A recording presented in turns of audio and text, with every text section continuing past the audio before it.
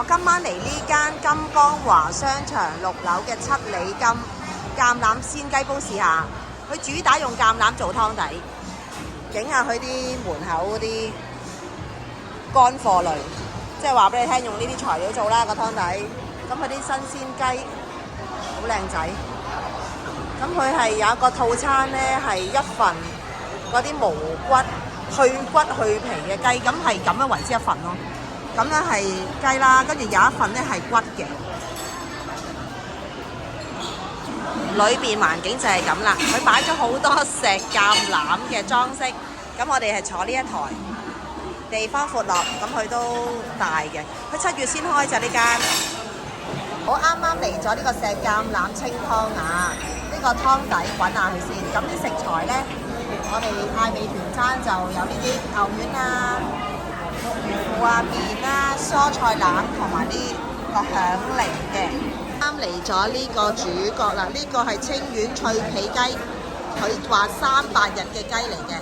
咁佢手切5碟肉，去骨去皮。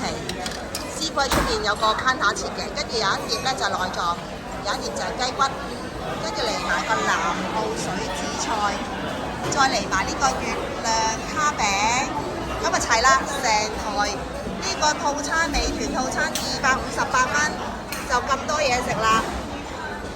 哇，3條友唔知食唔食晒啦！服務員好好啊，幫我哋逐碟雞肉淥，佢知道淥幾耐先係最好嘅食用時間。咁佢而家幫我哋處理緊，揾完啲雞肉都好嫩滑嘅樣，就係咁啦。啱啱淥完呢個雞，但我好想講下佢啲雞皮好鬼脆啊！即係平時我唔食雞皮嘅，但係佢啲雞皮係爽爽聲，值得一試下一個雞皮。另外呢，我畢咗碗湯飲啊，碗湯係超級甜，因為佢本身呢個湯底呢係有呢個一紮嘅橄欖啦，有粟米我哋食咗啦，跟住仲有好多啲配料啊，所以好甜啊個湯。而家滾緊咗南澳水紫菜啊！紫菜滾起咗啦，咁佢係配呢啲配料點嚟食嘅。紫菜滾起咗，我擺埋落個湯底度，跟住再加芹菜絲度。哇！呢個4人餐呢，真係抵食到爛。